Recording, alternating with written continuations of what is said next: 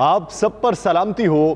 شعیب الحسن بوسال کا لکھا ہوا ہے، اپنی پڑی ہوئی ہے یہاں ہر کسی کو فکر، سمجھے گا کون دوسرے لوگوں کے گھر کا دکھ۔ دکھ تو زمانے بھر میں ہے ہر آدمی کے ساتھ، ہر ایک شجر کے ساتھ ہے ہر ایک ثمر کا دکھ۔ کرتا ہوں ورد سورہ یاسین کا شعیب، پھر کاٹتا نہیں مجھے قلب و نظر کا دکھ۔ ناظرین، میں ہوں یاسر رشید اور آپ میرا ولاگ دیکھ رہے ہیں۔ ناظرین، یہ پرانے کرداروں پر مشتمل نئی کہانی ہے۔ وہی پرانے کردار جو اکٹھے ہوئے تو لگتا تھا کہ ان سے زیادہ مستحکم گٹھ جوڑ نہیں ہو سکتا۔ وہی پرانے کردار جو اکٹھے ہوئے تو لگتا تھا کہ ایک دوسرے کے سگے ہیں اور ہمیں بھی سگوں کی طرح پالیں گے۔ وہی پرانے کردار جو اکٹھے ہوئے تو لگتا تھا کہ یہ ڈیموکریٹک موومنٹ پاکستان میں ڈیموکریسی یعنی جمہوریت کو فروغ دے گا۔ لیکن ہوا کیا؟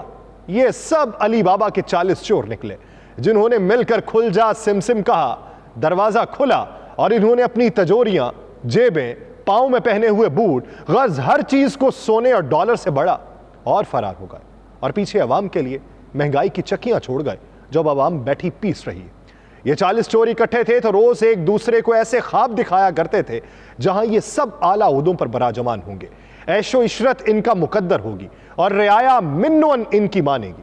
چونکہ اب سب کا اتحاد ختم ہو چکا ہے اور سب کو لگ رہا ہے کہ اس نے زیادہ سمیٹا، اس نے زیادہ بھر لیا، تو لگے ایک دوسرے پر الزام لگانے اور ایک دوسرے کو اس کی اوقات دکھانے، جس میں پہلے بلاول صاحب کا بیان سامنے آیا کہ 16 ماہ میں اداروں کو فعال نہیں کر سکے، اور اب پاکستان مسلم لیگ نون کے سینیٹر عفنان اللہ کا کہنا ہے کہ بلاول کو نہ جانے کس نے کہہ دیا تھا کہ آپ وزیر اعظم بن جائیں گے۔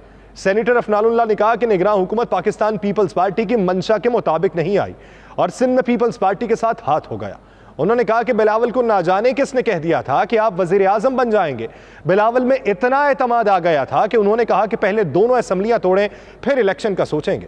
دوسری جانب پی پی سینیٹر تاج حیدر نے 90 روز میں الیکشن پہ زور دیتے ہوئے کہا کہ سینٹ سیکریٹریٹ کا رویہ انتہائی غیر مہذب اور توہین آمیز ہے۔ اجلاس بلانے کے معاملے پر توہین 2-4 سینیٹرز کی نہیں، پورے سینٹ کی ہوئی ہے۔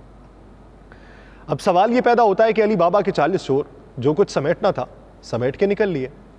اگر آپ نے صحیح طریقے سے ملک کو چلایا ہوتا تو یہ نگراں حکومت آ کے انتخابات کا سوچ رہی ہوتی، لیکن آپ لوگوں نے جس طرح پاکستان کو نوچا ہے اور جس ڈگر پہ پاکستان کو لا کے چھوڑا ہے، جس نہج تک پہنچایا ہے، آرمی چیف کو اور موجودہ نگراں وزیر اعظم کو ملک و قوم کا سوچنا پڑ رہا ہے۔ ملک و قوم اس حد تک مفلوق الحالی کا شکار ہو چکی کہ ان کے لیے 1 مہینہ تک گزارنا مشکل ہو چکا تھا، تو یوں ہی پھر انتخابات سے نظریں ہٹا کے اسپیشل انویسٹمنٹ فیسیلیٹیشن کونسل کے اوپر زیادہ توجہ دینا شروع کر دی گئی ہے۔ اسی لیے نگراں وزیر اعظم کو انتخابات سے نظر ہٹا کے عوام کا سوچنا پڑ گیا، اسی لیے ملک بھر کے اندر کریک ڈاؤن کا آغاز شروع ہو چکا ہے، اسی لیے ذخیرہ اندوزوں کے خلاف گھیرا تنگ ہو چکا ہے، اسی لیے اب آپ کی واپسی کا منظرنامہ کچھ عرصے کے لیے بند ہو چکا ہے، اسی لیے پوری دنیا کو پاکستان میں سرمایہ کاری کے لیے راغب کرنے کی کوشش کی جا رہی ہے۔ اگر آپ لوگوں نے اپنا کام کیا ہوتا تو اب کسی اور کو کسی اور طرف توجہ دینے کی ضرورت ہوتی، لیکن آپ نے صرف اپنے آپ پہ توجہ دی ہے، اس لیے ان کو دوسروں کے اوپر توجہ دینے کی ضرورت پڑ گئی ہے۔ Chairman Pakistan Peoples Party Bilawal Bhutto Zardari کہتے ہیں کہ پیپلز پارٹی انتخابات کے لیے تیار ہے۔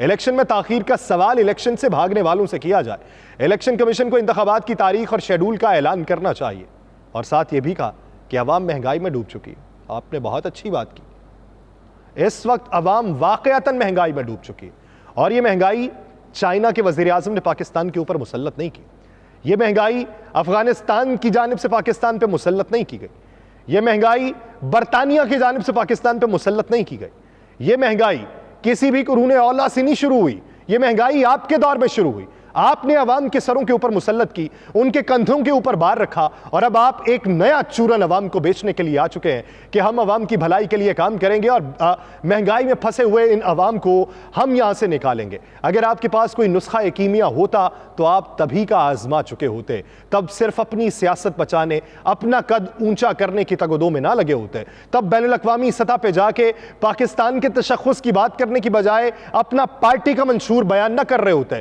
تب دنیا دنیا کو یہ بتانے کی بجائے کہ پاکستان میں مشکلات ہیں، آپ پاکستان کی اندرونی مشکلات کو کم کرنے کے لیے کوششیں کر رہے ہوتے ہیں۔ آپ لوگوں کو جو کام کرنا چاہیے تھے وہ اس دور میں شروع ہو رہے ہیں۔ بجلی چوروں کی اس وقت شامت آ چکی ہے، شہر شہر مفت خوروں پر قیامت ڈھائی جا رہی ہے۔ لیسکو نے 130 مقدمات درج کر کے 11 ملزمان کو گرفتار کر لیا۔ پہلے خبر سنیں، کنیکشن منقطع کیے جا رہے ہیں، ڈیٹیکشن بلز کی وصولی ہو رہی ہے۔ رائے گنج میں بجلی چوروں کا لیسکو دفتر پہ دھاوا بولا گیا، توڑ پھوڑ کی گئی، سرکاری ریکارڈ کو جلایا، 60 ملزمان کے خلاف مقدمہ درج کر لیا گیا۔ راولپنڈی میں بھی مفت بجلی استعمال کرنے والوں کے پر کترنے کا سلسلہ جاری ہے، سینکڑوں بجلی چور دھر لیے گئے اور سندھ میں بھی اداروں نے آستینیں چڑھا لی ہیں۔ سیپکو ہیسکو کی کارروائیاں جاری ہیں اور حیدرآباد سمیت مختلف شہروں میں سینکڑوں غیر قانونی بجلی کنیکشنز جو ہیں وہ منقطع کیے جا رہے ہیں، لاکھوں روپے ریکور کیے جا رہے ہیں۔ کیسکو نے بھی 67 غیر قانونی کنیکشنز کاٹ دیے اور یہ ابھی ابتدا ہے، یہ منہ میں زیرے کے برابر ہے۔ یہ سارے اقدامات وقت کی ضرورت ہے، یہ ذرا ان کو پکڑ لیں اور پھر یہ بھی دیکھیے گا کہ ان کو کس کی پشت پناہی حاصل تھی، پھر ان کو پکڑیے گا۔ اگر سسٹم کو ہی ٹھیک کرنا ہے تو پھر پشت پناہی کرنے والوں سے پوچھئے گا کہ تمہاری ساز باز کس آفیسر سے تھی، پھر ان کو پکڑیے گا۔ پھر آفیسر سے پوچھئے گا کہ مال کہاں کہاں تک پہنچاتے تھے، پھر انہیں بھی پکڑیے گا، اور جب ان کو بھی پکڑ لیں تو ان سے بھی پوچھئے گا کہ کتنے سالوں سے کتنا پیسہ اکٹھا کیا، پھر وہ بھی نکلوائیے گا، اور جب وہ بھی نکلوا لیں تو پھر عوام سے پوچھئے گا کہ ان کی چوری کا خمیازہ تم نے کس صورت میں بھگتا ہے، تو پھر ان کو اس کا ثمر دیجئے گا۔ بصورت دیگر چند مقدمات، چند گرفتاریاں، چند معطلیوں سے تھر تھلی تو مچ سکتی ہے، انقلاب نہیں آ سکتا۔ اس لیے انقلاب لانا ہے، اگر اس کا آغاز کر لیا گیا ہے، اور اگر آپ کو یہ لگتا ہے کہ یہی ایک راستہ ہے جس سے پاکستان کو بہتر کیا جا سکتا ہے، سیاستدانوں کے رحم و کرم پہ نہیں چھوڑا جا سکتا، یہ پشت پناہی جو سیاستدان کرتے ہیں ان کی پشت پناہی ختم کرنا ہوگی۔ اداروں کے اندر اصلاحات اسی طریقے سے لائی جا سکتی ہیں، اور اسی طریقے سے اصلاحات لانے کے بعد جب کسی صحیح سمت کا تعین ہو جائے گا پھر انتخابات کروائے جا سکتے ہیں۔ تو صحیح سمت کا تعین کرتے وقت جو کالی بھیڑیں اداروں کے اندر موجود ہیں، جو کالی بھیڑیں اس سسٹم کو چاٹ رہی ہیں، اس سسٹم کو کھوکھلا کر رہی ہیں، ان کی نشاندہی کر کے انہیں نشان عبرت بھی بنائیے گا۔ بصورت دیگر یہ چند دنوں کے اقدامات جو ہیں یہ عوام کے ذہنوں میں مستقل طور پہ نقش نہیں ہو سکتے۔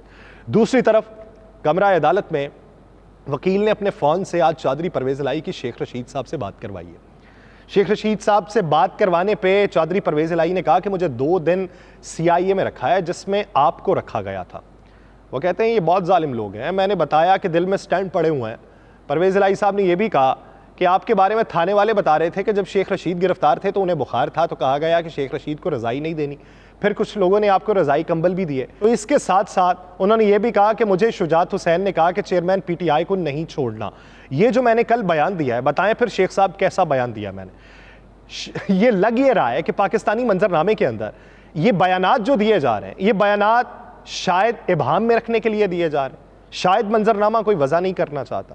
آپ منظرنامہ وضع نہ کیجئے، لیکن منظرنامہ وضع ہوتا دکھائی دے رہا ہے۔ گھیرا جو تنگ ہو رہا ہے اسی کی چیخیں سنائی دے رہی ہیں، وہی چیخیں ایک دوسرے میں پیٹھ پہ چھرا گھونپنے کے مترادف دکھائی دے رہی ہیں۔ اور جبکہ پاکستان کا قانونی منظرنامہ یہ ہے کہ سپریم کورٹ نے audio leaks inquiry commission case میں PDM حکومت کا ججز پر اعتراضات مسترد کیے جانے کا تفصیلی فیصلہ جاری کیا۔ چیف جسٹس پاکستان عمر عطا بندیال نے 32 صفحات پر مشتمل فیصلہ جاری کیا، جس میں لکھا کہ 3 ججز پر اٹھائے گئے اعتراضات کی قانون کی نظر میں کوئی اہمیت نہیں ہے۔ اعتراض کی درخواست اچھی نیت کی بجائے بینچ رکن کو ہراساں کرنے کے لیے دائر کی گئی تھی۔ عدالت نے نوٹ کیا کہ وفاقی حکومت نے مختلف ہتھ کنڈے استعمال کر کے تاخیر کی، اور وفاقی حکومت نے مختلف چالوں اور حربوں سے عدالتی فیصلوں میں تاخیر کی، اور وفاقی حکومت نے عدالت کی بے تاخیری کی۔ فیصلے میں کہا گیا کہ عدالت کی بے تاخیری کا سلسلہ 1 مارچ 2023 سے شروع کیا گیا۔ 1 مارچ 2023 سے کہا گیا کہ 4-3 کی اکثریت سے اسپیکر کی درخواست مسترد کی۔ وفاقی حکومت 4 اپریل کے فیصلے کو چیلنج کرنے کی بجائے الیکشن کمیشن کی نظر ثانی اپیل کے پیچھے چھپی۔ وفاقی حکومت کا مقصد اپنی بے عملی کو جواز دینا تھا۔ اس کے بعد پارلیمنٹ نے supreme court review of judgment and orders قانون منظور کیا، جسے سپریم کورٹ غیر آئینی قرار دے چکی ہے۔ فیصلے میں مزید کہا گیا کہ اعتراض کی درخواست دائر کرنے کا مقصد چیف جسٹس پاکستان کو بینچ سے الگ کرنا تھا۔ وفاقی وزراء نے مختلف مقدمات سننے والے ججز کے خلاف بیان بازی کی۔ وزراء نے صوبائی اسمبلیوں میں انتخابات کے خلاف کیس میں اشتعال انگیز بیانات دیے۔ سپریم کورٹ نے وفاقی حکومت کے اس رویے کو انتہائی تحمل اور صبر سے برداشت کیا۔ جب عدالت کو یہ کہنا پڑ جائے تو جو اس وقت مسلط رہے ہیں ان کو اپنے گریبانوں میں جھانکنا چاہیے، انہیں اپنا احتساب کرنا چاہیے کہ پاکستان کا تشخص ان کے ہاتھوں کس حد تک مجروح ہوا ہے، اور اب آپ باہر کے ہولی ہیں، باہر بیٹھ کے سستا لیں، آپ کی واپسی کے امکانات تو دکھائی نہیں دیتے، لیکن یہاں بھی آپ نے کسی کو رہنے کے قابل نہیں چھوڑا۔ جس کا کام نہیں ہے وہ اب سنوارنے کے در پہ ہے، تو دیکھیے کہ کس حد تک اور کب تک سنوارا جاتا ہے۔ مجھے دیجیے اجازت، اللہ نے کے بعد۔